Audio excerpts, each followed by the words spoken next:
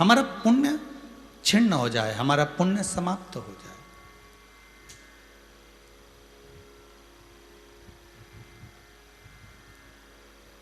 पर कहीं ना कहीं शंकर भगवान को, शिव को, करुणा सागर शंकर के शिवलिंग पर कहीं एक लोटा पानी तो जरूर भांगड़ जी आपके परिवार वालों ने चढ़ाया होगा, जिसका पुण्य आज आपके सामने एकत्रित होकर रखा है।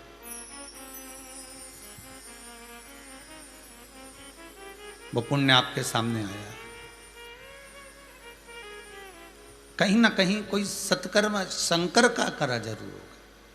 पहले भी कथा में कहा कि पुण्य हमारा छिन्न हो सकता है, पर अगर शिव महापुराण की कथा आपने सुनी है, शंकर के मंदिर में अगर कुछ दान दिया है, शंकर के मंदिर का भजन किया है, शिव का स्मरण किया है, एक लोटा पानी भी अगर शंकर को समर्पित किया है, शंकर का अनुमोदन करा है, शिव श्री शिवाय नमस्तुभ्यम का जाप करा है, ओम नमः शिवाय का स्मरण करा है, यदि आपने शंकर का स्मरण करा है, शंकर का अनुमोदन करा है, शंकर का नाम जाप करा है, शंकर का अनुमोदन किया गया है, तो वो पुण्य तुम्हारा कभी समाप्त नहीं हो सकता, वो अजर और अमर है, वो छिन्न नहीं होगा।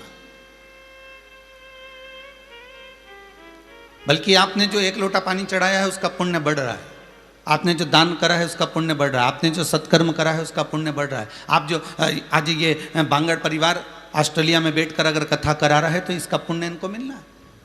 और जितने लोग आज तक टीवी चैनल के माध्यम से, फेसबुक यूट्यूब के माध्यम से घरों में रहकर इस लॉकडाउन के चलते हुए, इस कोरोना महामारी के चलते हुए कहीं जा तो हम सकते नहीं हैं, पर अपनी चित्त को, अपनी वृत्ति को, अपने मन को हमने कहीं तीर्थ का भाव दे दिया।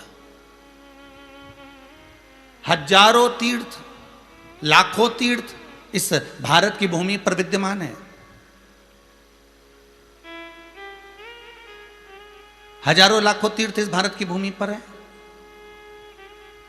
अब आपसे कोई पूछे क्यों भैया तुम जितने हजारों तीर्थ हैं, सारे हजारों तीर्थों में तुम स्नान किया है क्या? अयोध्या, काशी, कांची, अवंतिका, आप जहां जहां वर्णन आता है, चित्रकूट, अयोध्या, मैहर आदि आदि के जितने भी तीर्थ है, छोटे बड़े सारे मिला के जितनी नदियां हैं, जितने तालाब हैं, जितने कुंड हैं, जितने सरोवर हैं, जितने सागर हैं, क्या आपने सारे कुंडों में स्नान कर लिया? क्या आपने सारे नदियों में स्नान कर लिया? नहीं। सारे तीर्थों का दर्शन कर लिया? नहीं। कई तीर्थ ऐसे होंगे जो आज भी छूटे होंगे, भले आप सारे तीर्थ करिए फिर भी रह जाते हैं, फिर भी रह गए होंगे।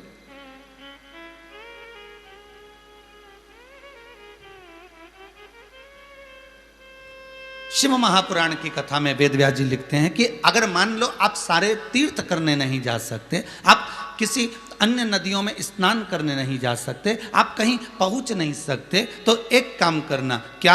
वेदव्यास जी शिव महापुराण में लिखते हैं कि शंकर की कथा में जाकर कहीं बैठ जाना। एकांत में अगर शिव की कथा में आप बैठ गए, भले अपने घर पर बैठकर कथा सुन रहे हो, भले टीवी चैनल के सामने सुन रहे हो, भले आस्था चैनल के सामने सुन रहे हो, भले हाथ में मोबाइल लेकर फेसबुक यूट्यूब पर आप कथा श्रवण कर रहे हो, पर जिस चित्त को लगाकर, जिस मन को लगाकर, जिस वृत्ति को लगाकर आप शंकर की कथा को 3 घंटा श्रवण कर रहे हैं, ये समझ लेना कि आप कहीं और नहीं, स्वयं हरिद्वार के घाट पर, स्वयं इलाहाबाद प्रयागराज के घाट पर, स्वयं काशी के घाट पर, स्वयं जगन्नाथपुरी में, बद्रीनाथ में, अलकनंदा के घाट पर, स्वयं केदारेश्वर में, मल्लिकार्जुन में, सोमेश्वर में, वैद्यनाथ में आप शिव महापुराण की कथा को श्रवण कर रहे हैं। ये आपके चित्त में आना चाहिए कि मैं कहां बैठा हूं।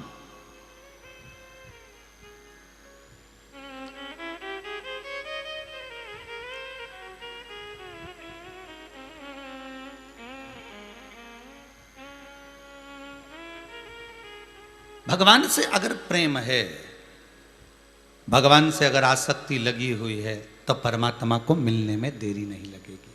परमात्मा मिलेगा, सम्मुख में आएगा, आपके सामने होगा।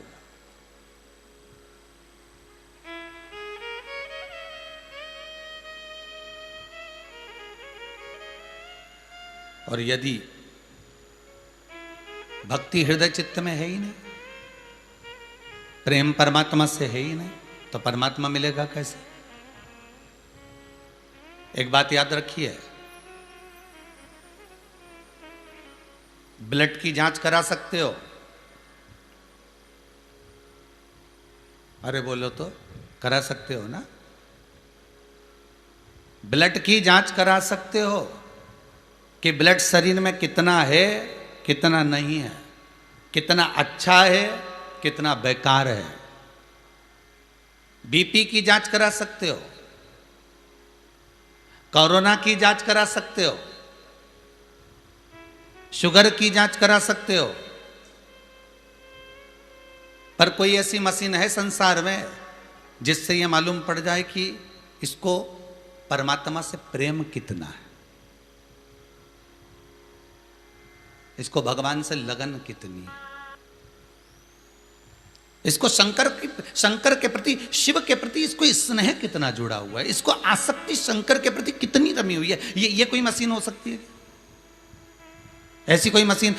ब्लड की जांच की मशीन होती है, बीपी की जांच की मशीन होती है, ब्लड प्रेशर नाप लो, शुगर की भी जांच की होती है, सारी मशीनें होती हैं। पर प्रेम कितना है तुम्हें परमात्मा से, तुम्हारी आसक्ति परमात्मा से कितनी है, तुम्हें भगवान का कितना लगाव है, तुम्हें किसी परमात्मा के प्रति कितना भाव उत्पन्न हुआ है, इसकी कोई मशीन नहीं है महाराज। इसकी कोई मशीन बाजार में मिल भी नहीं सकती। इसकी केवल एक मशीन है, इसकी केवल एक मशीन।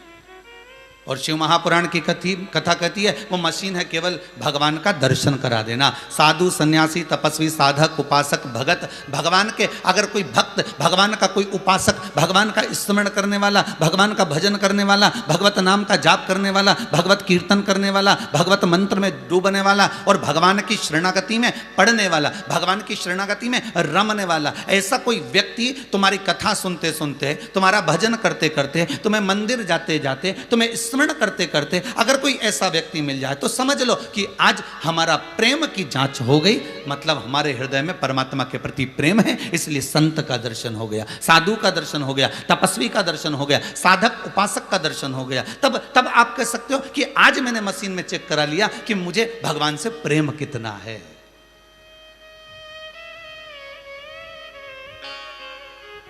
बिना हरि कृपा मिले नहीं संता।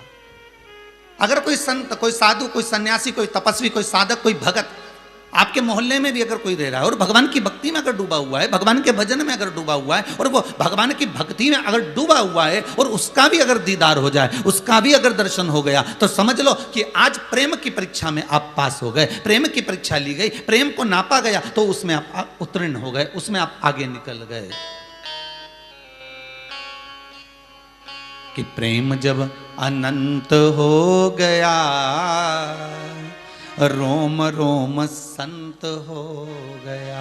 3.5 करोड़ रोम छिद्र ये मनुष्य के शरीर पर हैं और ये 3.5 करोड़ रोम छिद्र परमात्मा ने केवल एक रोम छिद्र अगर दिया है तो भगवान की भक्ति में डूबने के लिए दिया।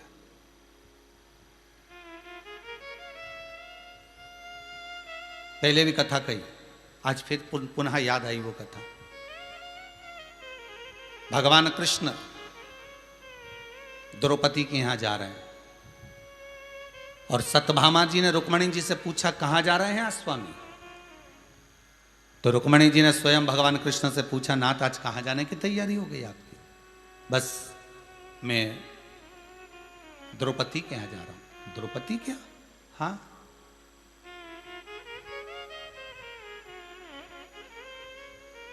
द्रौपदी क्या? हाँ।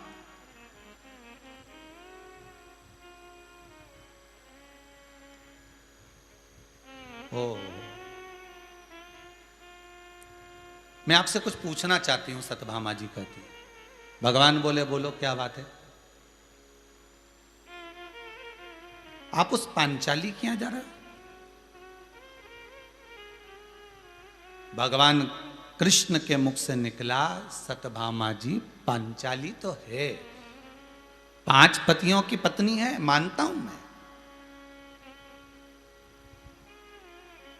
पर उसके बराबर कोई भजन करने वाली नहीं मिलेगी।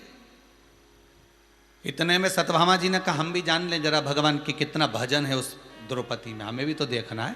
भगवान कहे चलो अभी चलो, और भगवान लेकर चले भगवान पुनः तुरंत उसी समय पर सत्यभामा जी को रुक्मणी जी को लेकर गए और द्रौपदी से कहा, द्रौपदी क्या कर रही हो? द्रौपदी बोली मैं चोटी बना रही हूं। भगवान बोले तुझे चोटी बनाने की क्या जरूरत है, तेरी भाभियां आई तो है दो।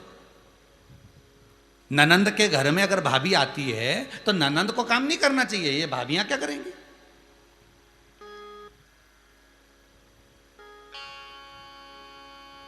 अगर ननंद के घर में तुम गए हो और ननंद तुम्हारी चाय बनाकर पिलाए तो भाभियों को धिक्कार है।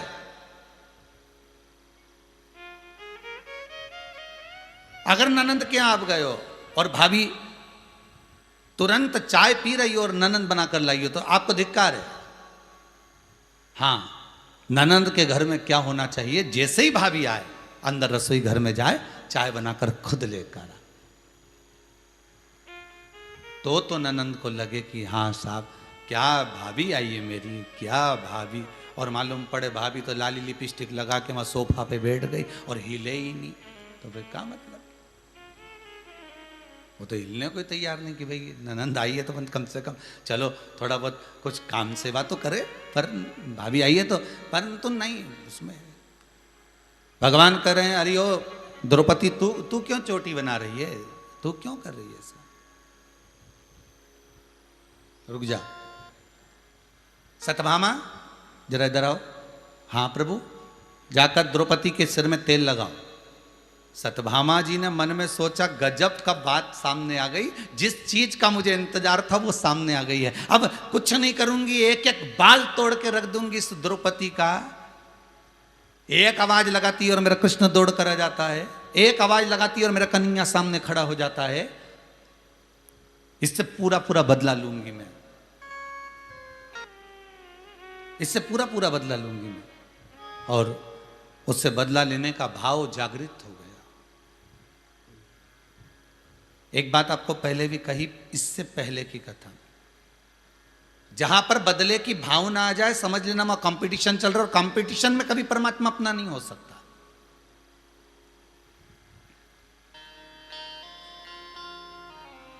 आप किसी से अगर ईर्ष्या रख रहे हो,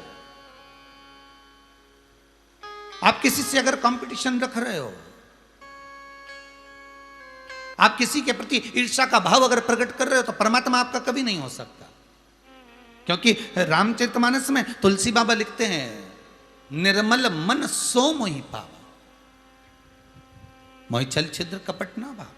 तुलसी बाबा लिखते हैं ना तो मुझे छल भाएगा ना कपट भाएगा, मुझे तो निर्मल आपका स्वभाव चाहिए, निर्मल मन चाहिए। पर सत्यभामा जी ने विचार करा कि आज मैं जरा मजा चखा देती हूं, और जैसे तेल लगाने बैठी हो एक केश द्रौपदी का तोड़ा सत्यभामा जी ने। जैसे ही एक केश तोड़ा उसमें से आवाज आई हे कृष्ण, हे कृष्ण, उसमें से आवाज आ रही है।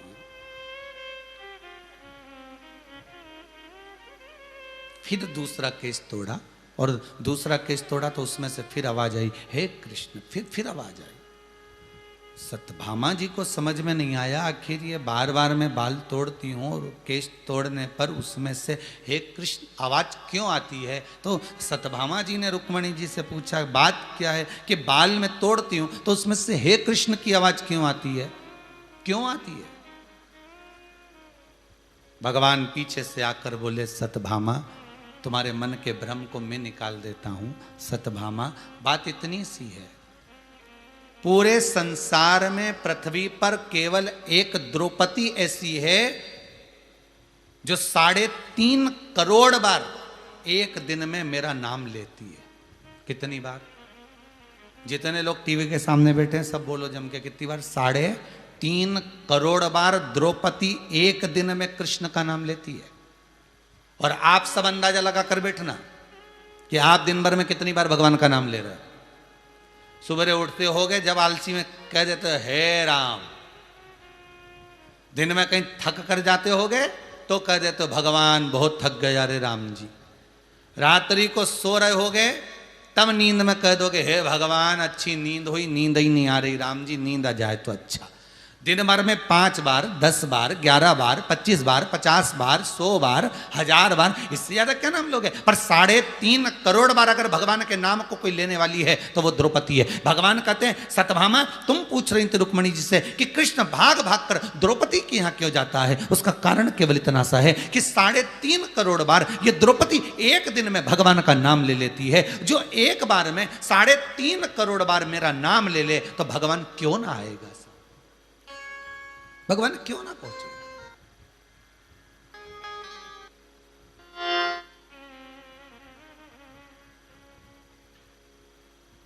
फिर भगवान पहुंचे तो क्यों ना पहुंचे?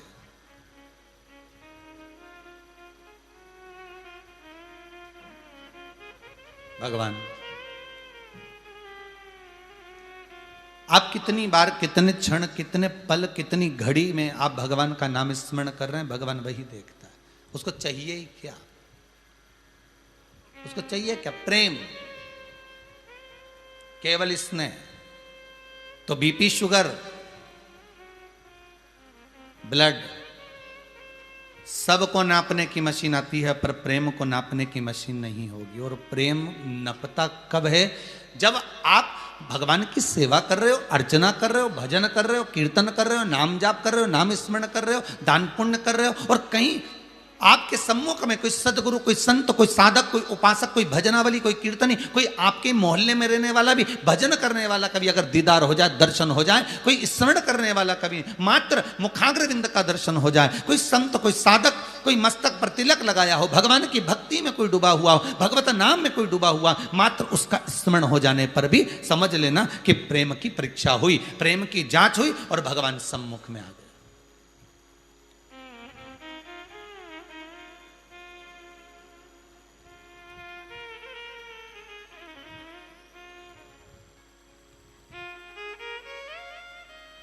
अरे भाई, शिव महापुराण की कथा कहती है बुखार को, शरीर के ताप को कम करने की गोली है।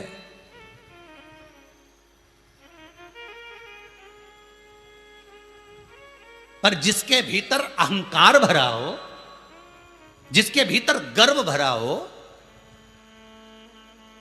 जिसके भीतर अभिमान की गर्मी हो, अहंकार की अभिमत्ता हो,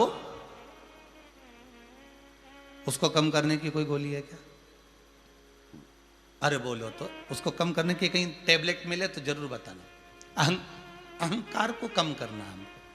जाके मेडिकल वाले से बोलना कल या आज ही शाम को प्रैक्टिकल करके देखो। तो मेडिकल वाले के जाना और कहना साहब हमको वो बुखार की गोली नहीं चाहिए, हमको पेट दर्द की गोली नहीं चाहिए, हमको हाथ पैर दर्द की गोली नहीं चाहिए। तो साहब बुखार बहुत तेज चढ़ा है, उसको कम करने की दवा नहीं चाहिए, हमें तो एक गोली लिख दो साहब, एक गोली चाहिए। तो वो मेडिकल वाला पूछेगा इतनी देर से बहस कर रहा है, ये बता गोली कौन सी चाहिए? तो कहना बस साहब मेरे भीतर अहंकार बहुत आ गया, उसको कम करने की गोली दे दो। तो वो कहेगा पागल हो गया है क्या? या अहंकार को कम करने की गोली हमारे यहां मिलेगी क्या? तो फिर मेडिकल वाले से बोलना तेरे यहां बुखार कम करने की गोली मिले, तेरे यहां शुगर कम करने की गोली मिले, तेरे यहां बीपी कम करने की गोली मिले, तेरे यहां हार्ट बीट बढ़ाने और घटाने की गोली मिले, तेरे यहां दृष्टि बढ़ाने और घटाने की गोली मिले, सारी दुनिया की गोली तेरे पास मिले, तो फिर अहंकार को घटाने की गोली क्यों नहीं मिले? तो वो मेडिकल वाला अगर समझदार होगा, मेडिकल वाला अगर चतुर होगा तो हाथ जोड़कर कह देगा कि ये गोली तो केवल शंकर की कथा में, शिव महापुराण में और ये कुबेरेश्वर धाम में ही मिल सकती है। इसके सिवा ये अहंकार को कम करने की गोली केवल शंकर की कथा में मिलेगी, केवल शिव महापुराण में मिलेगी। और ये गर्व को घटाने की है, ये अभिमत्ता को घटाने की है, ये अहंकार को छुड़ाने की ये गोली है शिव महापुराण। ये एक गोली प्रतिदिन अगर आप शंकर की कथा को सुन रहे हो, आपके ऊपर तो वैसे ही भगवान शंकर की बड़ी कृपा हुई, एक कथा पूरी हुई, 2-3 दिन बाद ये कथा चालू हो गई, ये शंकर की कृपा नहीं तो और क्या? अरे कितनी बड़ी दया करी है भोलेनाथ जी ने इस कोरोना महामारी में। पहले तो आपको घर में से निकलकर लोग अनाउंस करते थे इतनी तारीख से इतनी तारीख तक कथा है, वहाँ टेंट लगेगा और वहाँ जाके कथा सुनो। पर आप लोगों को तो खुशी होना चाहिए, प्रसन्नता होना चाहिए, एक आनंद की अनुभूति होना चाहिए कि भगवान शिव ने कितनी बड़ी कृपा आप अपन सब पर करी है कि कहीं नहीं जाना, घर के अंदर रहो, टीवी खोल लो, थोड़ी सी वॉल्यूम टीवी का बढ़ा लो और कथा सुनो। वॉल्यूम बढ़ाने का क्यों कहते हैं? उसका कारण केवल इतना है कि कोरोना महामारी में ये जो सेकंड लहर गई, इस महामारी में ना जाने कितने जवान की जवान चले गए, कितने घर उजड़ गए, ना जाने कितने लोग मरते हुए चले गए। महाराज, उनके मन में बहुत सारी आसक्तियां थी, उनके मन में बहुत कुछ करने की तमन्ना थी, उनके मन में बहुत कुछ कराने की तमन्ना थी, पर वो कुछ भी ना कर सके और अचानक वो कोरोना महामारी में पड़ गए और चले गए। इसलिए टीवी की ये वॉल्यूम बढ़ाने का कहते हैं कि ये शिव महापुराण की कथा अधोगति में मरने वाले को तार देती है। ये शिव महापुराण की कथा, जो अधोगति में मर गया, बहुत सारी तमन्ना लेकर, बहुत सारी आसक्ति लेकर, बहुत सारे चिदानंद वृत्ति लेकर चला गया, उसको तारने के लिए। आपकी टीवी की आवाज थोड़ी सी अगर बढ़ा भी दोगे, मोहल्ले में आसपास जहां भी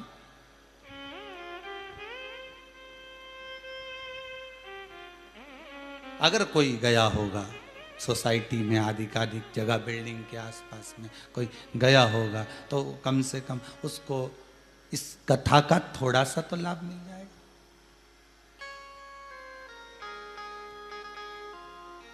श्रवण करते हैं, इसके बाद भी भगवान ना मिले तो समझ लेना कि आप कथा में हो, आप वहाँ पर विराजमान हो, आप हो वहाँ पर ये पक्का है कि आप तो हो, परंतु आपका जो चित्त है, आपकी जो वृत्ति है, आपका जो मन है, आपकी जो एकाग्रता है, आपकी जो विचार है, आपकी जो दृष्टि, आपकी जो सोच है, वो वहाँ नहीं है, वो वहाँ पर नहीं है।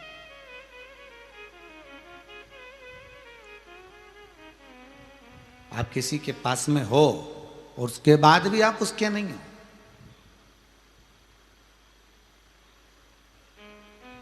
एक कथा आती है, बड़ा सुंदर चरित्र था। एक बार भगवान राम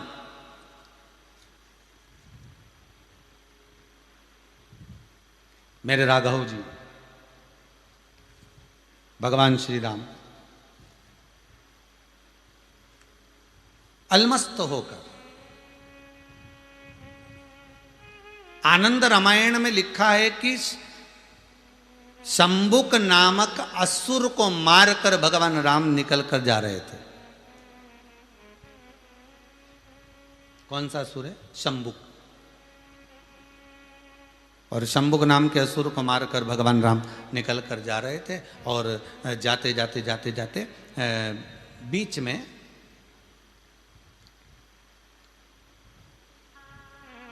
एक स्थान ऐसा आया जहां पर श्री अगस्त बाबा विराजमान थे। तो शंबुक नाम के राक्षस को मारकर जब जा रहे थे और अगस्त ऋषि वहां पर सामने जो दिखाई दिए, तो राम जी ने, राघव जी ने उनको प्रणाम करा, नमन करा, क्योंकि सामने गुरुवर हैं तो गुरु को तो प्रणाम करना ही चाहिए। शिव महापुराण की कथा कहती है, साधु सन्यासी तपस्वी साधक उपासक संत महात्मा ब्राह्मण, छोटा हो बड़ा हो जैसा भी हो, उसको नमन करने में पीछे मत हटना। उसके आदर में, उसके सत्कार में कोई कमी मत छोड़ो।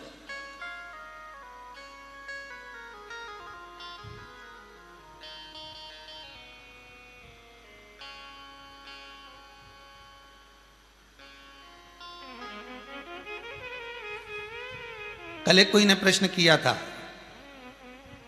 भवानी मंडी से कोई का प्रश्न था ऑफिस में, कि गुरुजी से पूछ के बताना कि भगवान ऐसा काम क्यों करते हैं। तो आशीष ने लिख कर भेजा, कौन सा काम?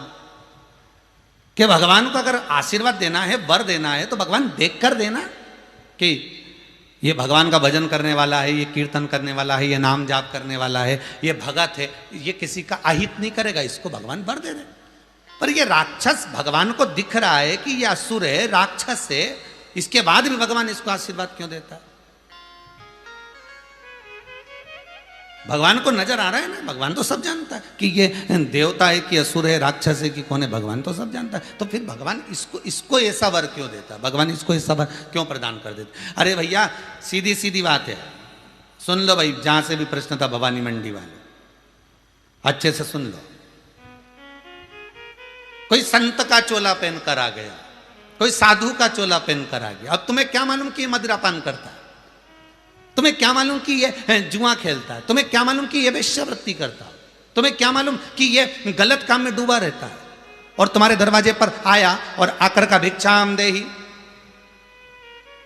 भैया 2 रुपए दे दो, 5 रुपए दे दो, भैया भूख लगी है भोजन दे दो। अब तुम्हें तो संत का चोला नजर आ रहा है, तुम्हें तो माथे का तिलक नजर आ रहा है, तुम्हें तो वो जो बाल बड़े हैं वो नजर आ रहा है, तुम्हें तो उसका चोला नजर आ रहा है। अब तुम उसको पैसा दोगे कि नहीं दोगे? दानी कभी ये नहीं देखता कि इसको दूं कि नहीं दूं, दानी जो दान करने वाला होता है वो उसको देना पड़ता। अब उसको क्या मालूम कि ये मदिरापान में लगाएगा, कि वेश्यावृत्ति में लगाएगा, कि ये जुए में लगाएगा, कि ये मांसाहार में लगाएगा, उसने तो दे दिया कि ले जाओ। उसी तरह भगवान के दरवाजे पर भक्त अगर आता है तो भगवान के दरवाजे पर असुर भी आता है।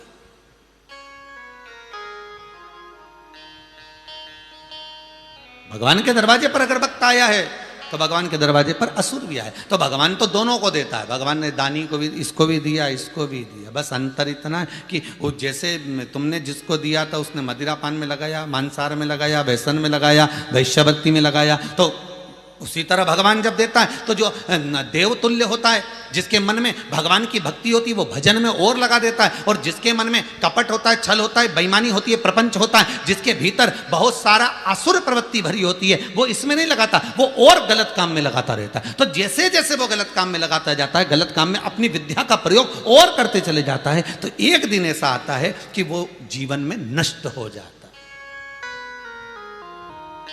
तो जिसने ये प्रश्न किया कि भगवान क्यों देता है, तो भगवान तो दानी है साहब, उसके पास में जो जाएगा भगवान तो उसको देगा।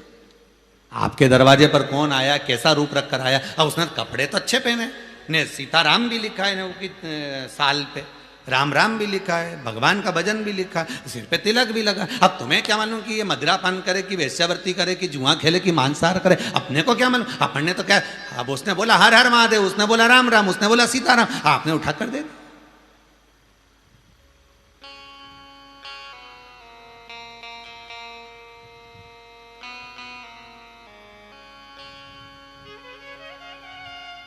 भगवान दानी है, वो दे देता है। तो राम जी महाराज सामने से आ रहे थे,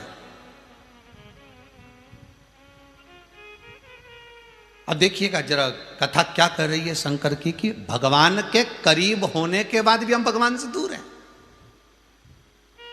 किसी किसी के साथ रहने के साथ में भी हम उससे दूर हैं, क्योंकि उसकी चित्तवृत्ति में तो कुछ और चल रहा है, उसके विचारों में तो कोई और है।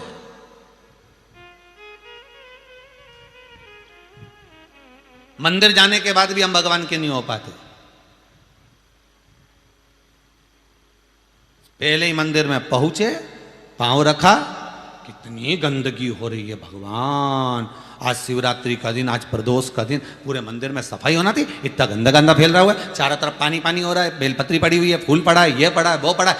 अगर तुम भगवान के होकर जाते, भगवान के आप आनंद भाव में प्रवेश करते हुए जाते, तो आपको वो गंदगी नजर आती क्या है? वो नहीं दिखती। फिर वो गंदगी नजर नहीं आती। आप सीधे डायरेक्ट प्रवेश कर जाते कि हमें तो शंकर से मतलब है, हमें शिव ओगरदानी से मतलब है, हमें शंभू से मतलब है, हमें शंकर के सिवा कुछ और लगता ही नहीं।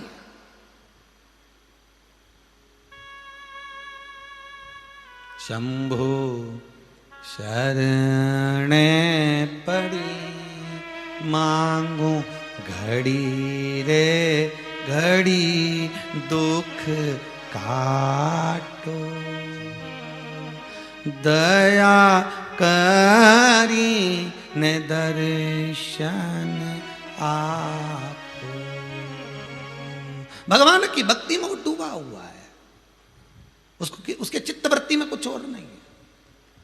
राम जी महाराज को सामने अगस्त ऋषि मिल गए, अगस्त बाबा ने हाथ जोड़कर प्रणाम करा। राम जी बोले, राम जी महाराज ने अगस्त बाबा को प्रणाम करा। संत को, साधु को, सन्यासी को, तपस्वी को, साधक को, उपासक को नमन किया जाता। मेरे राघव जी ने नमन किया। अगस्त ऋषि ने देखा, कहां से आ रहे हो? राघव जी बोले, एक शंबुक नाम का असुर था, उसका संहार कर आ रहा हूं प्रभु। ठीक है, आओ राघव मेरे साथ चलो। अगस्त बाबा अपने सुंदर कुटिया में राम जी को ले गए और अगस्त ऋषि ने राम जी बाबा को कुटिया में ले जाकर बिठाकर कहा, आज मेरा मन करता है कि मैं आपको कुछ दूं। आज मेरा मन कर रहा है कि मैं आपको कुछ दूं। आनंद रामायण में लिखा है कि जिस शंबुक नाम के असुर को राम जी मार कर आए थे, ये वो शंबुक नाम का असुर था जो कहीं शंकर के मंदिर का निर्माण होता था तो उस मंदिर को उठाकर पलट देता था, शिखर जमीन के अंदर और मंदिर उल्टा।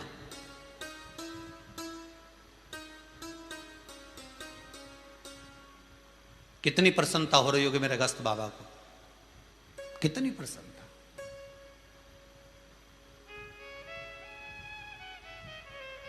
आज मेरा मन कर रहा है कि आपने जिस शंभुक नाम के असुर का संहार करा है, राक्षस को मारा है, तो मेरा मन करता है कि मैं आपको कुछ दूं। राम जी बोले, बस प्रभु आशीर्वाद दे दीजिए, और क्या चाहिए भाई? गुरुजन का चाहिए क्या अपने को? सदगुरु मिल जाए, संत मिल जाए, साधु मिल जाए, असली गुरु अगर आपके सामने मिल जाए, असली गुरु।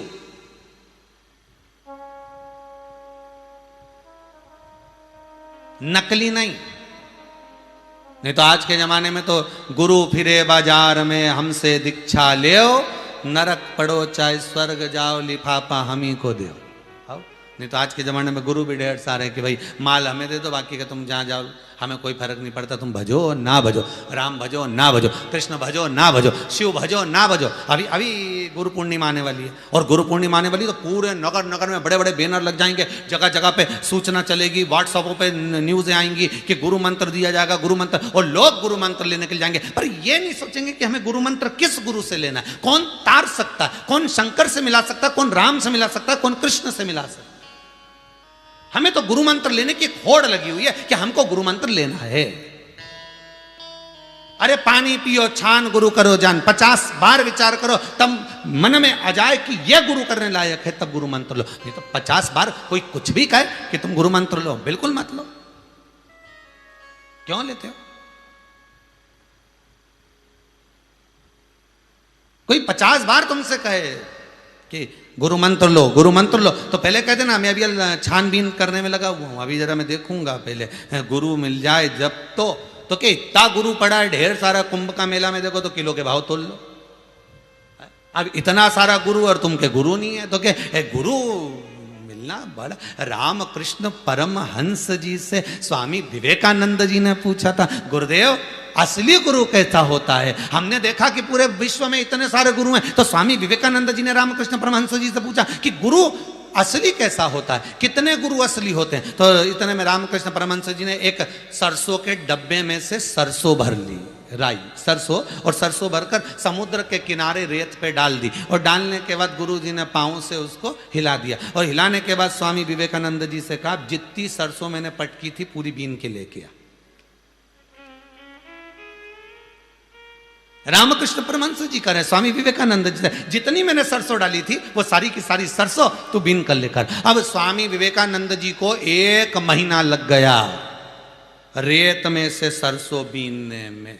1 महीने में 1 कटोरी भर के सरसों डाली थी, और मालूम पड़े इतनी सी सरसों रामकृष्ण परमहंस जी के फेंकी गई। वो सरसों में से इतनी सी सरसों स्वामी विवेकानंद जी लेके रामकृष्ण परमहंस जी के पास आए, गुरुदेव मैं सरसों ले आया। गुरु जी ने कहा कितनी लाया, दिखा जरा। कटोरी में इतनी सी सरसों थी। रामकृष्ण परमहंस जी से तुरंत स्वामी विवेकानंद बोले, अब तो बता दो गुरुदेव कि असली गुरु कैसे होते हैं, कितने होते हैं? इतने बहुत सारे हैं, तो इसमें असली कितने होंगे? तो रामकृष्ण परमहंस जी ने कहा, बस जो कटोरी में जितनी सरसों दिख रही है बस उतने ही है, जितनी दिख रही।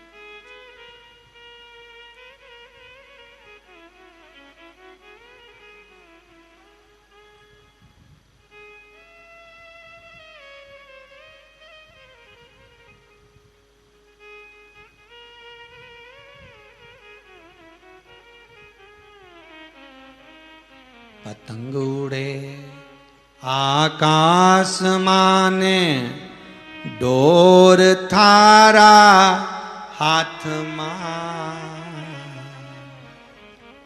ओ वल्लभ मारी पतंग ऊंची राख जो गुरुदेव मारी पतंग ऊंची राख जो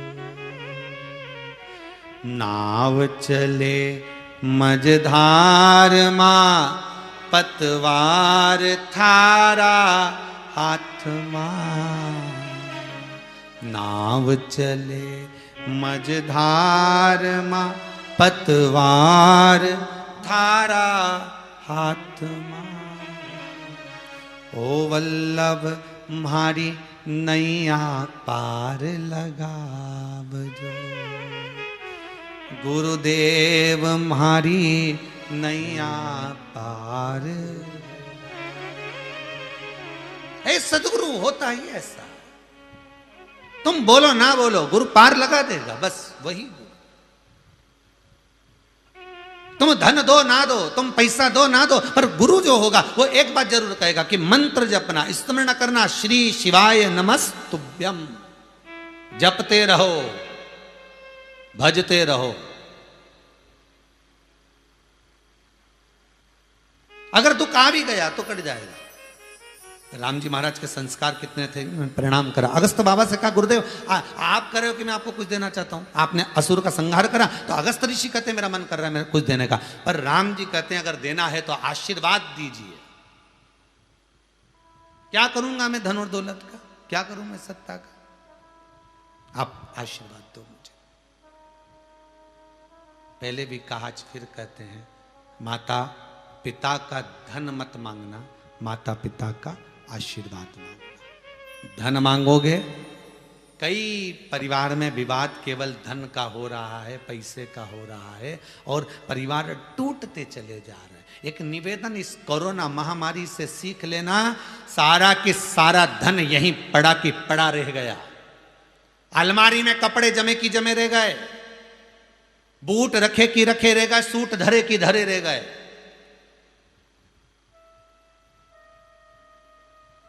साल भर का अनाज पड़ा की पड़ा रह गया और व्यक्ति चले गए। कोर्ट में झगड़ा चल रहा था, वो आज तक चल रहा है। वो तो चला गया जिसके साथ चल रहा था। कोर्ट में झगड़ा चल रहा था, वो आज तक चल रहा है। अब तुम लड़ लड़ कर मर गए, बच्चे तैयार हो रहे हैं लड़ने के लिए, हम जाएंगे। इतना इतना बच्चों को कहकर गए हो कि मैंने लड़ाई करी है, इस जायदाद के लिए मैंने लड़ाई करी, इस प्रॉपर्टी के लिए, इस मकान के लिए, इस जमीन के लिए, एक बीते के लिए मैं झगड़ा कर रहा हूं। और याद रखना, ये तुम्हें लेना है, ये तुम्हें धारण करना है, ये तुम्हें ग्रहण करना है। चले गया जाने वाला और छोड़ गया औलाद को। अब औलाद झगड़ा कर रही है।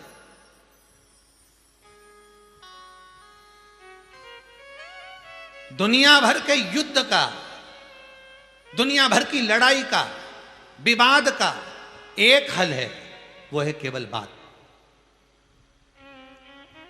अगर दो लोगों में मनमुटाव चल रहा है, कई माताएं यहाँ आती हैं, कई बहुएं आती हैं, गुरुजी हमारा पति से हमारा बहुत झगड़ा चल रहा है, अब ऐसी स्थिति आ गई कि तलाक की नौबत आ गई। कई लड़का ये कहते हैं हमारा अदालत में केस चल रहा है, अब तलाक की बात आ गई। तो हम उनसे कहते हैं एक बात करो, तुम्हारी उससे बात होती है? नहीं, हमारी तो 5 साल से बात बंद है, हमारी 3 साल से बात बंद है, हमारी 4 साल से बात है। हमारा एक ही कहना है, हर बात का एक हल है, बात। आप केवल थोड़ी सी बात करना प्रारंभ करिए, हो सकता है पछतावा उसको भी हो सकता है पछतावा आपको भी हो। और धीरे धीरे बात करते करते करते करते करते करते मन की भ्रांतियां निकलती चली जाती है, मन की गुत्थियां खुलती चली जाती हैं, और भ्रांतियां निकलते निकलते एक दिन जब समय आता है तो फिर दोनों एक हो ही जाते हैं। बात जरूर करें, कितना विवाद हो, पर बात मत छोड़ना। अब इसमें बात एक और चीज की खड़ी हो जाती है। एक बेटी बोली गुरुजी हम काय को फोन लगाएं? फोन पहले वो लगाए, उसी ने हमको घर से धक्के देकर निकाला था। तो हमने कहा बेटा अपन लगा ले तो क्या दिक्कत है, यही समझ लो वो बड़े बाप का, अपन छोटे बाप, इससे ज्यादा क्या होगा। पर लगा लो, प्रेम के वश बोल लो, वाणी से कुछ अच्छा बोल लो, विवाद समाप्त।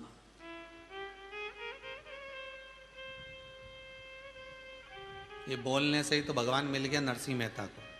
नरसिंह जी को एक बार गुस्सा आ गया और नरसिंह मेहता को गुस्सा आया और नरसिंह मेहता मंदिर में सांवरिया के बैठ के तुरंत जो बोलना चालू करा कि कर्मा कहीं थारी नानी लागे मीरा बाई कहीं मौसी जी। कर्मा तेरी नानी लगती थी, मीरा तेरी मौसी लगती थी, नामदेव तेरे क्या मौसा काका लगते थे और हम तेरे क्या दुश्मन लगते। भगवान जो सुने तो भगवान प्रसन्न होकर नरसिंह जी के सामने प्रकट हो गए, मांग तुझे क्या चाहिए। नरसिंह जी बोले मांगना मांगना क्या, 56 करोड़ का मायरा बरवाना, और क्या करना, मांगने की बात ही क्या, ये तेरे रिश्तेदार लगते थे और हम बात ही तो हुई ना, केवल बोलना ही तो हुआ, परमात्मा को रिझाना ही तो हुआ, इसमें कुछ और तो था ही नहीं, केवल वाणी से बोला है, केवल वाणी से। कि अगर भोले बाबा का सहारा न होता तो दुनिया में कोई हमारा न हो। बस दिल से कहो उसको। राम जी महाराज ने कहा प्रभु मुझे कुछ चाहिए नहीं है। अगस्त ऋषि बोले नहीं नहीं नहीं, मेरे पास में एक बहुत सुंदर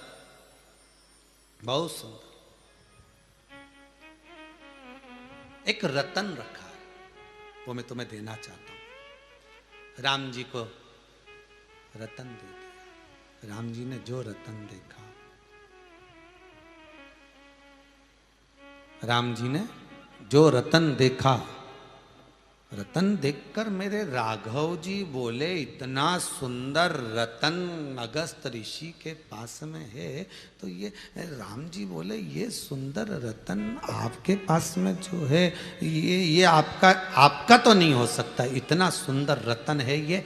तो राम जी ने देखते से पहचान लिया कि ये वो रतन है जो ब्रह्मदेव के यहाँ रहता है, ये वो रतन है जो ब्रह्मा के पास होता है, ये वो रतन है जो देवताओं के पास निवास करता है, और आपके पास ये रतन कहां से आ गया। तो उस समय पर अगस्त ऋषि ने बात कहना प्रारंभ करी, हे राम,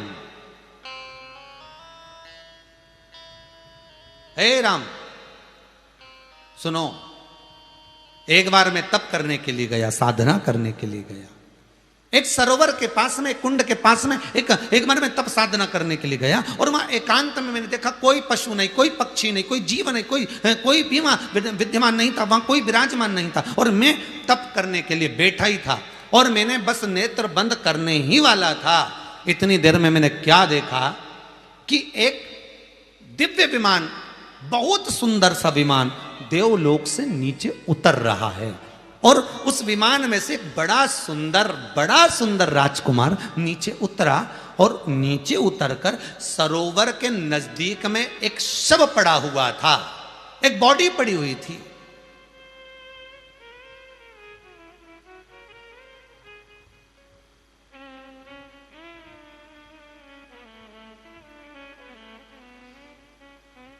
सरोवर के नजदीक में एक बॉडी पड़ी, एक शव पड़ा है, और उस मैंने क्या देखा कि वो राजकुमार जो नीचे उतरा वो शव के पास में गया, और उस शव को वो नोच नोच कर खा रहा था।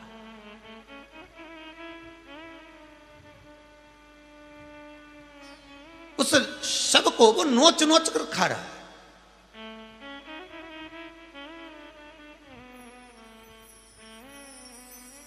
अगस्त ऋषि कहते हैं थोड़ी देर बाद वो विमान में बैठा, मेरे सामने उड़कर चले गए। दूसरे दिन वो फिर आ गया, उसने फिर उस शव को खाया, वो फिर चले गए। इतना सुंदर विमान था, देवलोक से आता था, देवता जैसे कपड़े पहना था, सुंदर इतना था। वो राजकुमार आता, शव खाता, चले जाता। मेरा मन, मेरी बुद्धि, मेरे चित्त में प्रश्न अड़ गया कि मैं पूछूं इससे। अगस्त ऋषि राम जी से कहते हैं मैं उसके पास में गया, जब वो आया वापस खाने के लिए तो मैं उसके पास जाकर पूछा आखिर बात क्या है। तुम सुंदर विमान में बैठकर आते हो, देवलोक से आते हो, बड़े सुंदर कपड़े पहने रहते हो, बड़ा सुंदर आभूषण पहने रहते हो, राजकुमार जैसे दिखते हो, आखिर तुम ये नीचे आकर तुम इस शव का मांस क्यों पाते हो? किस लिए? वो राजकुमार मुझसे कहता है, मैं विदर्भ देश के राजा का पुत्र श्वेत हूं। विदर्भ देश के राजा का पुत्र में श्वेत। मैंने बहुत तप साधना करी थी, बहुत तप साधना, और तप साधना का बल ये रहा कि मुझे राजा जैसा स्वरूप मिल गया, कपड़े मिल गए, विमान मिल गया, सोने की थाली में भोजन मिल गया, ब्रह्मा जी के स्थान के पास में मेरा निवास हो गया, मैं ब्रह्मलोक में निवास करने लगा। इतनी मेरी तप साधना पूर्ण हो चुकी थी, इतनी मेरी तप साधना आनंदित हो चुकी थी। फिर ये मांस क्यों खा रहे हो तुम? फिर इस शव को क्यों नोच रहे हो तुम? क्यों खा रहे हो? मैं 4 दिन से देख रहा हूं अगस्त ऋषि कर रहे, और तुम आते हो, शव पड़ा हुआ है और उसके मांस को तुम खाते हो। फिर ये गंदा काम क्यों करते हो? श्वेत बोला, गुरुदेव बात इतनी सी है, निवेदन करूं आपको? हां बोलो। मैं ब्रह्मा जी के नजदीक में निवास कर रहा था, मैं ब्रह्मलोक में रह रहा था, मैं भगवान के करीब में रह रहा था, और भगवान के करीब में रहने के बाद भी एक दिन ब्रह्मदेव नजदीक में बैठे हैं और मैं ब्रह्मा को नमन नहीं कर पाया, मैं ब्रह्मा को प्रणाम नहीं कर पाया। और मैंने एक फल उठाया और उस फल को उठाकर मैं खाने लगा। ब्रह्मा जी ने पूछा, श्वेत क्या कर रहे हो? श्वेत कहता है, महाराज मुझे बहुत तेज भूख लग रही है, इसलिए मैं फल खा रहा हूं। ब्रह्मा जी ने कहा, तुमने माता पिता को प्रणाम नहीं करा? भूख बहुत तेज लग रही है और मुझे बहुत तेज भूख लग रही है, इसलिए मैं भूल गया, मेरे ध्यान में नहीं रहा। ब्रह्मा जी ने मुझे श्राप दे दिया, रे श्वेत मैं तुझे श्राप देता हूं कि नजदीक में होने के बाद भी, ब्रह्मा के करीब में होने के बाद भी, भगवान विष्णु के नजदीक में होने के बाद भी, ब्रह्माणी के नजदीक होने के बाद भी, देवताओं के करीब में होने के बाद भी तू उनसे वंचित रहा, इसलिए मृत्यु लोक में जाकर तू अपना ही शव खाएगा, स्वयं का। श्वेत ने कहा, प्रभु क्षमा कर दो, गलती हो गई। बहुत ध्यान देना महाराज, किसी के पास में रह रहे हो, किसी के बनकर रह रहे हो, मंदिर में पूजन करने जा रहे हो, भजन करने जा रहे हो, नाम स्मरण करने जा रहे हो, नाम कीर्तन करने जा रहे हो, नाम भजन में डूबने जा रहे हो, तो मेरा बच्चों से निवेदन रहेगा, चाहे बेटा हो चाहे बेटी हो, उन सबसे निवेदन रहेगा। अगर आप बोलकर जा रही हो कि मैं गरबे में जा रही हूं, आप बोलकर जा रही हो कि मैं सत्यनारायण की कथा में जा रही हूं, आप बोलकर जा रहे हो कि मैं सुंदरकांड में जा रहा हूं, आप बोलकर जा रहे हो कि मैं सत्यनारायण की कथा में जा रहा हूं, आप बोलकर जा रहे हो कि मैं शिव महापुराण में जा रहा हूं, आप बोलकर जा रहे हो कि मैं रामायण में, भागवत में, गीता में जा रहा हूं, आपकी चित्तवृत्ति से आपने कहा, फिर उससे वंचित ना होइएगा। उस वंचित का फल यह है कि स्वयं का मांस उस श्वेत को खाना पड़ रहा है।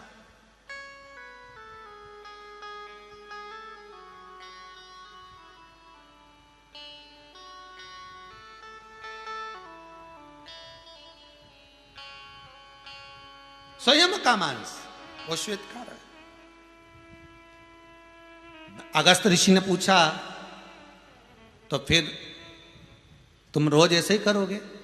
श्वेत ने कहा, नहीं, ब्रह्मा जी से मैंने वर मांगा था, ब्रह्मदेव मुझे आशीर्वाद दीजिए, मैं कितने समय तक ऐसा करूंगा, आप मुझे कुछ तो वर दो।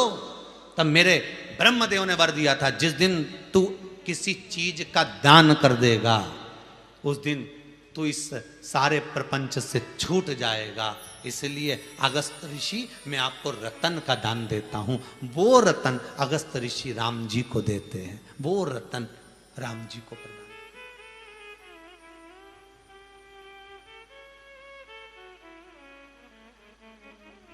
कई लोग कहते हैं, महाराज जी दान करने से होता क्या है? अरे शिव महापुराण की कथा, आनंद रामायण का ये संवाद जो अभी श्रवण करा आपने, ये आनंद रामायण का संवाद है। कभी जीवन में उतार कर देखना कि दान की महत्वता क्यों हमारे शास्त्र कहते हैं, क्यों हमारे पुराण कहते हैं, क्यों हमारे वेद कहते हैं,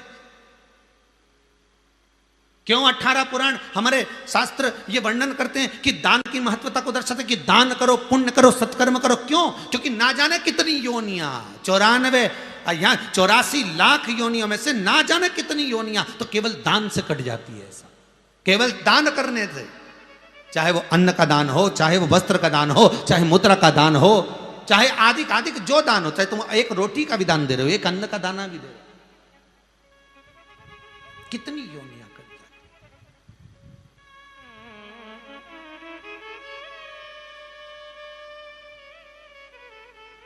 और एक दान करना आपको हमने शिव महापुराण में भी कहा, एक दान आप भी कर सकते हो प्रतिदिन, कि जिस शिव महापुराण की कथा को आप सुन रहे हो अपने रिश्तेदारों को फोन कर कर कह सकते हो कि 2 बजे से 5 बजे तक शिव महापुराण की कथा आ रही है, कुबेरेश्वर धाम से, चितालिया हेमा से, सीहोर से। एक दान आप भी कर सकते हो, कह सकते हो सीहोर वाला महाराज कथा वाच रहा है, चलो कथा चालू करो, शिव महापुराण की कथा सुनना, ये दान है।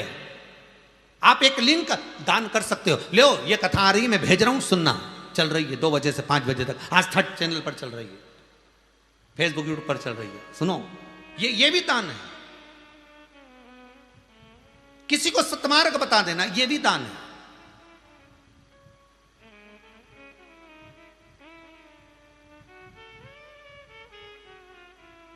ये भी दान है। चिड़िया को अन्न का भाग दे देना, ये भी दान है।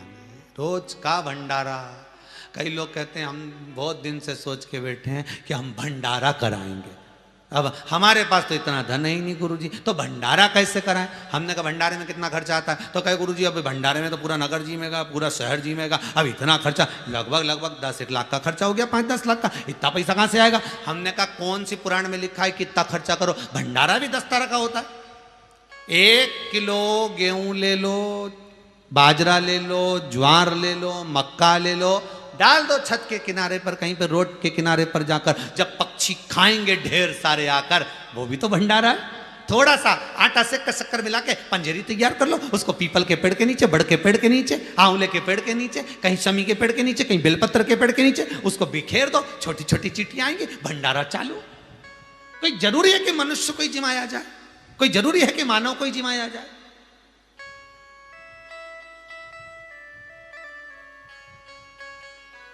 जन्मदिन है आपका, 500 रुपए का केक लाने की जगह 500 रुपए की पूड़ी बनवा लो।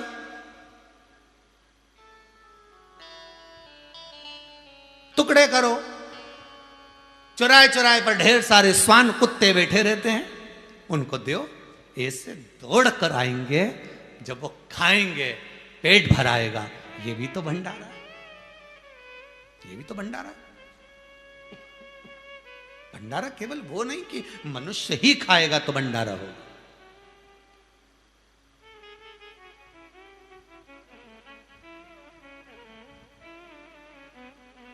मत बुरे कर्म कर बंदे, वरना पछताएगा, भगवान की आंखों से तू बच नहीं पाएगा, तू बच नहीं पाएगा।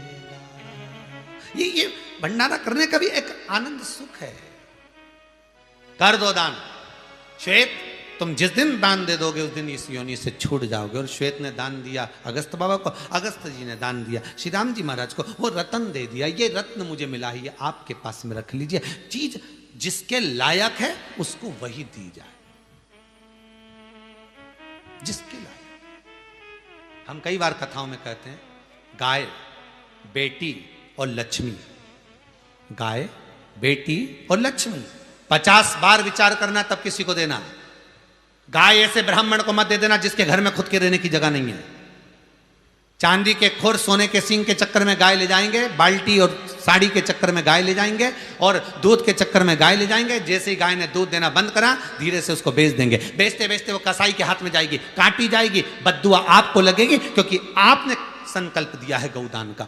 गाय, बेटी, बेटी भी किसी ऐसे के हाथ में कन्यादान मत देना कि बाद में तुम्हें रोना पड़े कन्यादान करने के बाद, और लक्ष्मी भी किसी ऐसे भिखारी के कटोरे में मत डालना कि बाद में तुम्हें रोना पड़े। इसलिए सोच समझ कर दीजिए, विचार कर दीजिए, सोच कर दीजिए।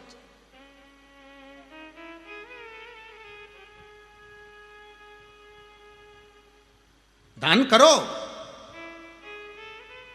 पर जिस जगह पर जिसको जरूरत है वहां करो, मना नहीं। करीब में भगवान के ब्रह्मा जी के पास में श्वेत है, ब्रह्मलोक में श्वेत रह रहा है, उसके बाद भी उसकी बुद्धि ब्रह्मा से नहीं जुड़ पाई, उसके बाद भी बुद्धि वहां नहीं रह पाई। निवेदन है, जिस जगह पर रहो, जिस स्थान पर रहो, जिस व्यक्ति के साथ में रहो, जिस चिदानंद वृत्ति में आप निवास कर रहे हो, उसके साथ आप अगर निवास कर रहे हैं तो आपकी चित्त, आपकी वृत्ति, आपका मन डोलना नहीं चाहिए, जाना नहीं चाहिए। वही पर जितनी देर आप शिव महापुराण में बैठो, आपका मन उतनी देर भगवान के पुराण में लगे, उतनी देर आपका मन लगना चाहिए, उतनी देर आपकी चित्त वृत्ति रमे, जितनी देर।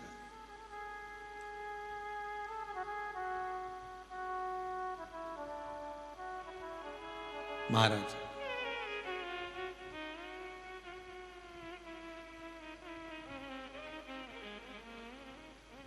शिव शंभु नमस्तुभ्यं।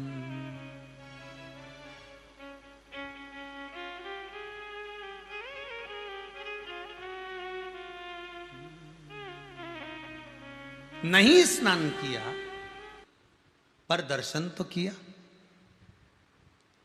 अगर मान लो स्नान नहीं भी किया तो दर्शन तो किया ना। और अगर मान लो अगर दर्शन ही हो गया, दर्शन ही सुख में प्राप्त हो गया, तो फिर क्या सोचना उसमें। बस अगर दुकान पर भी, टीवी पर अगर शिव महापुराण की कथा चल रही है, आपने चालू कर छोड़ दिया है, ग्राहक आ रहे हैं, सामान खरीद रहे हैं, आप उनमें लगे हो और सोचो कि मेरी कथा सुन नहीं पा रहा, थोड़ी सी सुनता हूँ, फिर ग्राहक आते, फिर थोड़ी सी सुनता, फिर ग्राहक आते, तो ये तो चलता रहता। इसके अंतर्गत इसका पुण्य है, पुण्य है। और वो पुण्य कौन सा कि ग्राहक के कान में भी भगवान का भजन जा रहा है, आप मतलब स्वयं तो कर रहे हो, साथ में दूसरे को भी कर रहे हो। ये भी हमारे यहाँ शास्त्र में आता है, शिव महापुराण में इसका भी संवाद है। महाराज विद्येश्वर संहिता में ये भी संवाद आता है। एक बार एक श्रीमद वल्लभा, श्रीमद सुबोधनी जी में वर्णन आता है, श्रीमद वल्लभाचार्य जी का सुंदर प्रसंग एक जगह पर श्रवण करा एक गुरु जी के मुख से। एक शिष्य ने गुरु जी से कहा, गुरुदेव क्या कोई पशु पक्षी भी मंत्र जाप करते हैं? गुरु जी बोलते करते हैं। पशु पक्षी करते हैं? हाँ, पशु पक्षी भी करते हैं। ठीक है, मैं देखूंगा, जब बताऊंगा गुरुदेव। मेरे को आज तक तो कोई पक्षी नहीं दिखा, आज तक कोई पशु नहीं दिखा जो भगवान का नाम लेता हो। ठीक है, अब इतने में गुरु जी ने इसको पानी भरने के लिए झारी जी दे दी, ले ये पानी भर ला, झारी जी ले जा, ये झारी जी लेकर जाओ, तू पानी भर कर लेकर आओ। और झारी जी लेकर भेजा उसको। वो एक सरोवर के नज़दीक में कुंड के पास में पानी लेने के लिए गया, और जब पानी लेने के लिए वो कुंड के पास में पहुंचा तो वहां एक मगर बैठा हुआ था। इसको भय लगा, इसने सोचा मैं पानी भरने गया और मगर मुझे निपटा गया, ये पक्का। जैसे ही मैं पानी भरने गया और मगर ने मुझे खाया। अब जब तक मगर जाएगा नहीं तब तक मैं पानी भर के लाऊंगा नहीं। अब ये भी बैठा, अच्छा मगर और उस्ताद वो भी आराम से बैठा, वो उठे ही। अब मगर तो पानी की ओर बैठा, आराम से देखा और पानी की ओर देखा, अब उठे नहीं। अब बहुत देर हो गई, बहुत देर हो गई, तब इसको लगा कि यह जा ही नहीं रहा, तो इसने पत्थर भी मारा फिर भी नहीं गया। इसने छड़ी से उसको हिलाया तो भी नहीं गया। अब इसने सोचा क्या करूं, तो इसने कहा अपन को डरना नहीं, गुरुजी प्यासे होंगे। इसने मंत्र का जाप करना प्रारंभ करा। जो मंत्र ये जपता था उसी मंत्र का स्मरण करना चालू करा। स्मरण जम जम के आवाज लगाने लगा मंत्र का, और मंत्र को पुकारते पुकारते पुकारते पुकारते जैसे ही जाने लगा तो मगर पानी में कूद गया, और कूदा और उसने जल्दी से पानी भरा, और झारी जी भरकर जैसे ही ये चला मगर वापिस निकल कर बैठ गया। अब इसने गुरुजी से पूछा, गुरुदेव बात समझ में नहीं आई कि वो मगर बैठा था और मैंने मंत्र बोलना चालू करा और मगर पानी में गया और मुझे लग रहा था मगर बहुत देर का प्यासा था और जैसे ही पानी में गया पानी पीकर वापिस आकर बैठ गया। गुरुजी बोले तूने पूछा था क्या जीव पशु पक्षी मंत्र का जाप करते हैं? वो मगर भी अखंड नाम जाप कर रहा था भगवान का। मगर ने विचार करा प्यास लग रही है, पानी पीने जाऊंगा, पानी पीऊंगा तो मंत्र छूट जाएगा, मंत्र छूट जाएगा तो मेरा अधूरा रह जाएगा, मंत्र कैसे छोड़ूं? इतने में तू पहुंच गया, तूने मंत्र तेज तेज बोलना चालू करा। मगर ने विचार करा मैं मुंह से नहीं बोल सकता तो क्या हुआ, कानों से सुन लूंगा, इतनी देर में पानी पी लूंगा। मैं कानों से सुनूंगा और पानी पी लूंगा। इसलिए वो मगर पानी में कूद गया और पानी पीने लगा और जैसे ही तू निकल कर गया और मगर वापस बाहर आ गया। अर्थात शिव महापुराण की कथा कहती है अगर मान लो टीवी पर कथा चल भी रही है, मोबाइल में कथा चल भी रही है, 4 ग्राहक आ भी गए और उनके कानों में भी अगर शब्द पहुंच गया तो समझ लेना शिव महापुराण का पुण्य आपके खाते में 1000 गुना मिल गया। उसका लाभ तुम्हें मिल रहा है मात्र स्मरण करा देने पर, मात्र पहुंचा देने।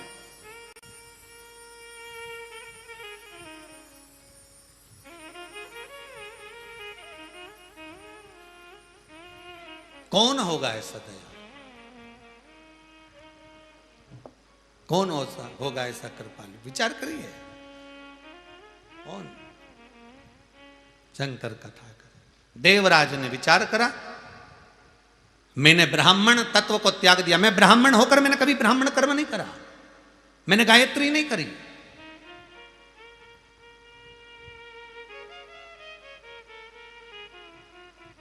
मैंने कभी भगवत भजन नहीं करा, मैंने कभी स्मरण नहीं करा, मैंने कभी नाम जाप नहीं करा, मैंने कभी नाम कीर्तन नहीं करा, मैंने कभी नाम स्मरण नहीं करा।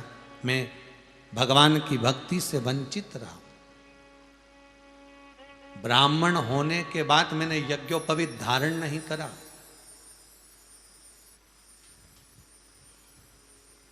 ब्राह्मण होने के बाद में मैं भगवान की भक्ति से वंचित रहा।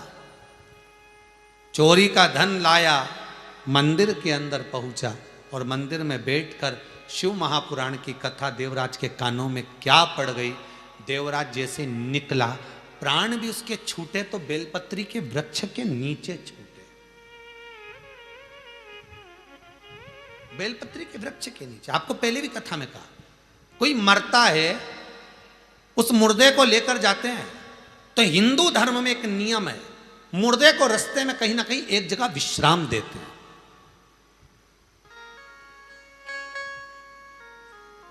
मुर्दे को एक जगह पर कहीं रोकते हैं। उसके रोकने का कारण क्या है? उसको कहां रोका जाता था? तो शिव महापुराण की कथा कहती है बेलपत्री के वृक्ष की छांव में मुर्दे को रोका जाता था। क्यों? क्योंकि बेलपत्री के वृक्ष की मात्र छांव ही अगर उस मुर्दे पे पड़ गई तो वो शंकर का हो गया। उसने जिंदगी में कितना भी पाप करा, उसने जीवन में कितना भी पाप कर्म करा। इसलिए आपको बार बार कह रहे हैं 2 जून से 1 जून से ये बेलपत्री वृक्षारोपण महोत्सव चल रहा है। 25 जुलाई तक चलेगा। हजारों लाखों वृक्ष, हजारों लाखों वृक्ष पूरे भारत की भूमि पर, क्या देश में क्या विदेश में भी लोग लगा रहे हैं। बेलपत्री का वृक्ष क्यों लगाने का कर रहे हैं? 24 घंटे ऑक्सीजन देने वाला है बेलपत्री का वृक्ष। जो ये अभी कोरोना महामारी में जो ऑक्सीजन की कमी हुई है, ये वृक्षों को जो काटा गया, प्लाट, मकान, जमीन, जायदाद बनाने के लिए पृथ्वी को जो श्रृंगार से विहीन करा गया, ये उसी का दोष है। 24 घंटे ऑक्सीजन देता है बेलपत्री का वृक्ष। और सबसे बड़ी बात तो यह है, दूसरा वृक्ष लगाओगे उसकी पत्ती टूट कर भगवान को नहीं चढ़ेगी, पर आपने अगर एक बेलपत्री का वृक्ष लगा दिया, उसकी अगर पत्ती टूटेगी भी ना तो कोई भगत ही तोड़ेगा। बेलपत्री के वृक्ष को वही हाथ लगाएगा जो शंकर का उपासक होगा, जो शिव का अनुमोदन करता होगा, जो शंकर का स्मरण करता होगा, तो शंकर के लिए लेकर जाएगा, शंकर के पास बेलपत्री लेकर जाएगा। आपके द्वारा लगाई हुई बेलपत्री कम से कम शिव के करीब तो जा रही है। अपन रहे ना रहे, पर वो बेलपत्री का वृक्ष अजर और अमर रहेगा तो सही, और उसकी पत्तियां शंकर को चढ़ेगी तो जीवन का आप रूप ही आनंद, अपने आप सुख होगा। कई लोग लगा रहे हैं, आप लोग आस्था चैनल के माध्यम से टीवी पर देख ही रहे होंगे, भारत की भूमि के कई लोग, और देखा जाए फोटो की जो मात्राएं अगर हमारे पास में आ रही हैं व्हाट्सएप पर, और उनको हम तो भेज देते हैं आस्था चैनल वालों को, जितने उनको दिखाना होता है, जैसा समय की अवस्था होती है वैसा वो दिखा देते हैं, पर पूरे तो नहीं दिखा सकते। पर देखा जाए तो लाखों में, हमने तो सोचा भी नहीं था कि, हमने तो सोचा था 10-20 हज़ार 1 लाख पौधे लगेंगे, पर लाखों में पौधे लग चुके हैं अभी तक, और अभी तो 25-26 जुलाई आने में देरी है। लाखों बेलपत्र लग चुके। लगाओ, आप भी इस विठलेश सेवा समिति के साथ जुड़ो और एक बेलपत्री का पौधा अवश्य लगाओ, अपनी महिला मंडल के साथ, अपने परिवार के साथ, अपने कुटुंब के साथ, अपने रिश्तेदारों के साथ में। और कोई ना आए तो अपन ही काफी हैं। बहुत, तुम किसी से कम हो क्या? है? कोई किसी से कम है? अपन ही काफी है। अब भगवान शिव की कथा कह रही है, भगवान शंकर का अनुमोदन कर रहा है, शिव महापुराण की कथा करी कि देवराज नाम का ब्राह्मण अपने कर्म से वंचित रह गया, और माना आप ब्राह्मण कर्म नहीं कर पा रहे, ब्राह्मण होने के बाद भी आप ब्राह्मण कर्म से वंचित हो। माना क्षत्रिय होने के बाद क्षत्रिय कर्म से वंचित हो, वैश्य होने के बाद वैश्य कर्म से वंचित हो, शूद्र होने के बाद में शूद्र कर्म से वंचित हो। पर शिव महापुराण की कथा कहती है इतना कुछ भी नहीं कर सकते, पर जिस वर्ण में जन्मे हो उसका थोड़ा सा तो अंश करो। अगर ब्राह्मण हो तो एक माला तो कम से कम गायत्री की जपो रे, एक माला तो जपो। और इतना भी नहीं कर सकते तो शिव महापुराण की कथा कहती कम से कम 1 लोटा पानी शंकर को तो समर्पित करो, शिव को तो चढ़ाओ। बहुत मस्त। शिव का डमरू डम डम बोले, अगम निगम के भेद ये खोले।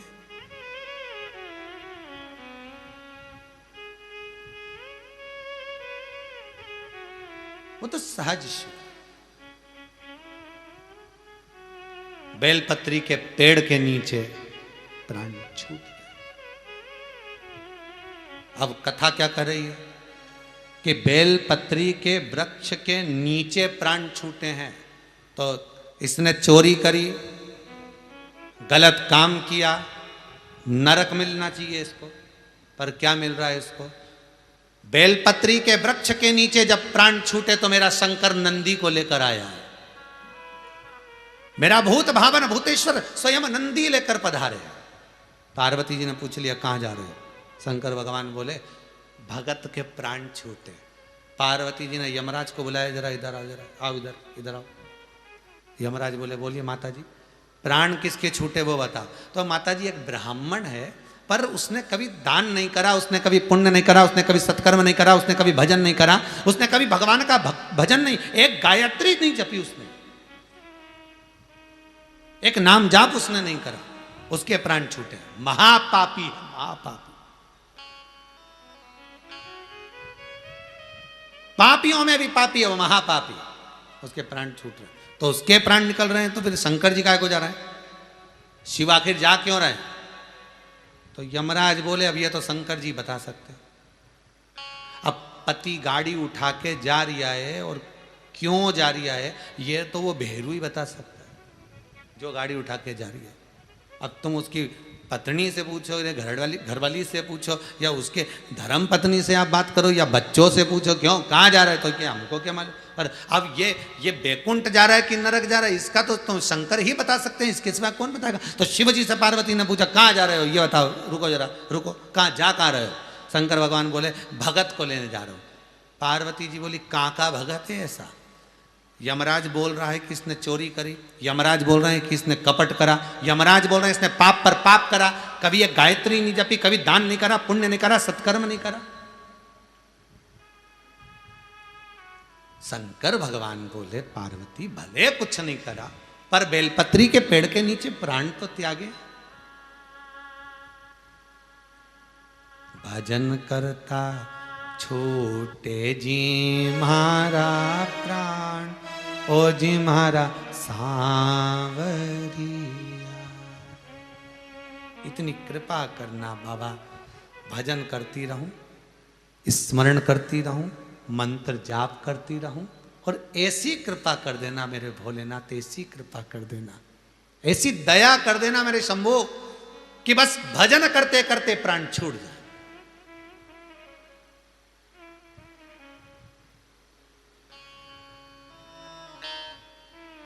कितना दुख हुआ होगा ये कोरोना महामारी में, जितने लोग मरे ना, जितने भी लोग इस कोरोना महामारी में मरे, उनका कभी स्मरण करना आपकी बुद्धि में, अभी 2-4 महीने पहले का, 2-3 महीने पहले का, 2 महीने पहले का स्मरण करना। कितना तड़फा होगा वो व्यक्ति अपने परिवार वालों से मिलने के लिए, जो आईसीयू में पड़ा हुआ है, जो वेंटिलेटर पर पड़ा हुआ है, कितना तड़फा होगा केवल परिवार से मिलने के लिए कि मैं जा रहा हूं, प्राण छूट रहे हैं उसके, घर गृहस्थी परिवार नाते रिश्ते सब पड़े की पड़े रहेगा। कितना तड़फा होगा। छोटे बच्चे, पत्नी, माता पिता, भाई बंधु सखा उसकी आंखों के सामने होंगे और वो विचार कर रहा होगा, गजब की बीमारी भेजी रे मेरे भोलेनाथ, गजब करा ये कोरोना महामारी को भेजकर कि एक व्यक्ति को, परिवार का व्यक्ति गोली दवाई तक नहीं दे पा रहा।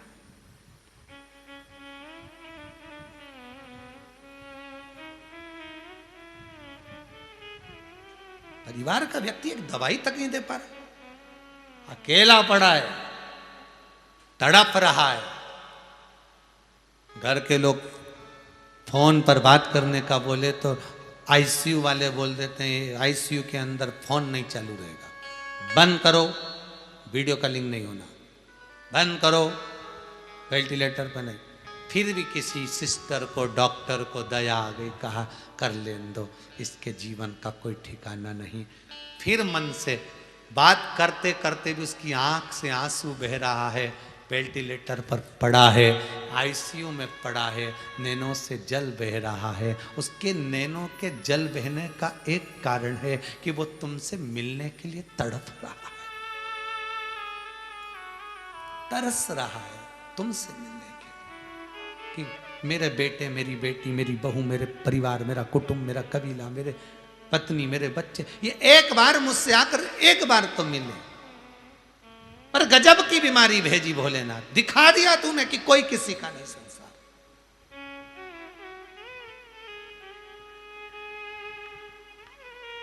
कोई किसी का।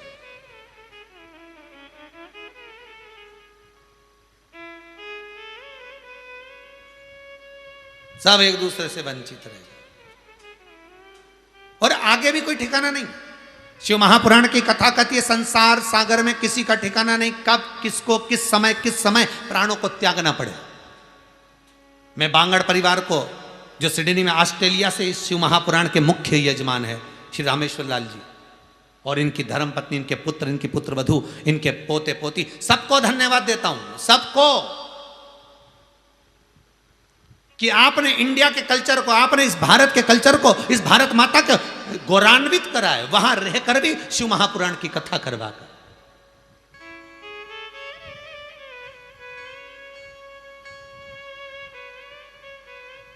आशीष जी बता रहे थे, समीर जी बता रहे थे कि आपने पहले सूचना करी थी कि ऑस्ट्रेलिया में आकर गुरुजी को कथा करना, पर हमने मना कर दिया था कि हमारे पास में समय नहीं, जाना आना और इतना समय वहाँ कथा वाचना। तो आपने फिर, हमें सूचना मिली कि आपने फिर खबर करी कि कुछ नहीं तो ऑनलाइन तो करो, और बाबा बुलाए तो फिर अगले साल का तारीख दो। पर आप अपना भाव अपना संस्कार तो नहीं भूले। आज कम से कम आपने श्री रामेश्वर लाल जी धन्यवाद देता हूं, 7 पीढ़ी नहीं 71 पीढ़ी को तार दिया।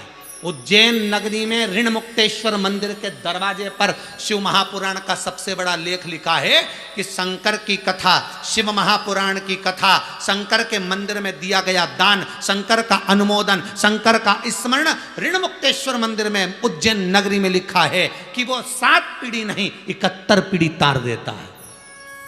और आप अगर कथा को करवाए हो, आप अगर कथा को श्रवण कर रहे हो तो 71 पीढ़ी तार दिया आपने। ना जाने कितनी पीढ़ियां कहां कहां पड़ी होगी, सब आपने तार ली, सब आपने पार लगा। और जितने लोग कथा को सुन रहे हो आस्था टीवी पर, जितने लोग मोबाइल पर सुन रहे हो, आप भी कथा को स्मरण कर रहे हो, तो ना जाने कितनी पीढ़ियों को तारते जा रहे हो। सब सोने के लिए जिंदगी पड़ी है, कर्म करते करते मनुष्य को जाना है वो सब अपनी जगह। कब प्राण छूट जाए जीवन का क्या भरोसा, क्या भरोसा। श्वास रुक जाएगी चलते चलते, क्षमा बुझ जाएगी जलते जलते, दम निकल जाएगा रोशनी का, क्या भरोसा है इस जिंदगी का, क्या भरोसा है।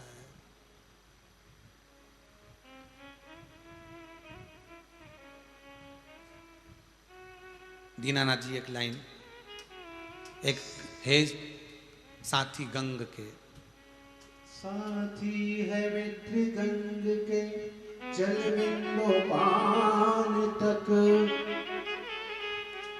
अर्धांगनी बढ़ेगी तो केवल मकान तक,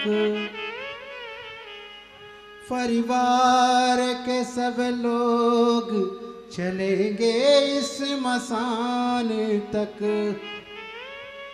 बेटा भी हक निभाएगा तो अग्निदान तक, इससे तो आगे भजन ही है साथी, हरि के भजन बिन अकेला रहेगा, इससे तो आगे भजन ही है साथी, हरि के भजन अकेला रहेगा। हरे मन ये 2 दिन का मेला रहेगा, कायम ये जगह का झमेला रहेगा। हरे मन ये 2 दिन का मेला रहेगा, कायम ये जगह का झमेला रहेगा।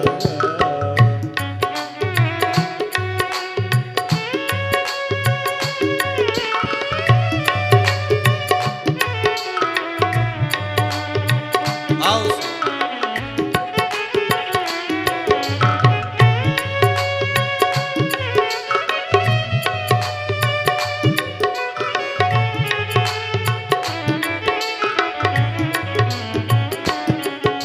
साथी है मित्र गंग के जल बिंदु पान तक, साथी है मित्र गंग के जल बिंदु पान तक, अर्धांगनी बढ़ेगी केवल मकान तक, अर्धांगनी बढ़ेगी केवल मकान तक, परिवार के सब लोग चलेंगे स्मशान तक, परिवार के सब लोग चलेंगे स्मशान तक, बेटा भी हक निभाएगा तो अग्निदान तक, बेटा भी हक निभाएगा तो अग्निदान तक, इससे तो आगे भजन ही है साथी, हरि के भजन बिन अकेला रहेगा। हरे मन ये 2 दिन का मेला रहेगा, कायम ये जगह का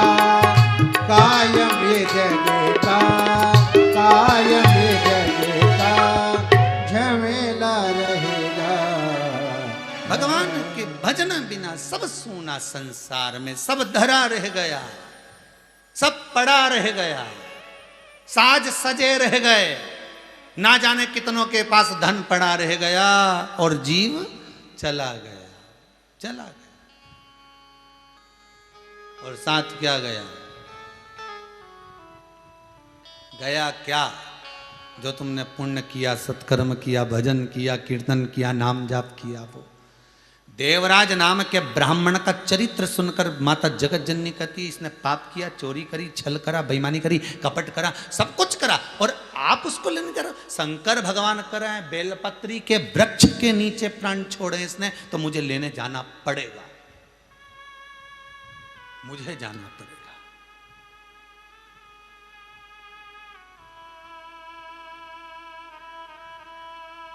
क्या सुंदर बात कही है भाई, क्या सुंदर चरित्र कहा स्कंद पुराण में, कितना सुंदर चरित्र कहा लिंग पुराण में और शिव महापुराण में। किसी के प्राण छूट रहे हैं, आपको लग रहा है कि इसका स्वास्थ्य ठीक नहीं है, अब ये जाएगा, महसूस हो गया, तो प्रयास करना, प्रयास करना। किसी बेलपत्री के वृक्ष के नीचे की मिट्टी लाकर उसके सिराने पर रख देना। किसी बेलपत्री के वृक्ष की नीचे की मिट्टी,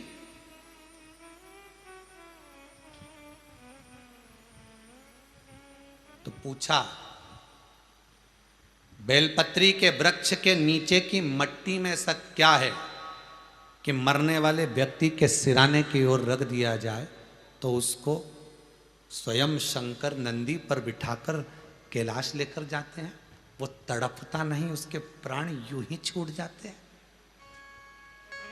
ना उसको तड़फन होगी, ना उसको घुटन होगी, वो ऐसे प्राण छोड़कर जाएगा जैसे भगवान उसको हथेली पर लेकर जा रहा है। नहीं तो गरुड़ पुराण में उल्टा लिखा है। गरुड़ पुराण में क्या लिखा है कि जब किसी के प्राण छूटते हैं, हजारों बिच्छू डंक मारे, इतनी तकलीफ होती है।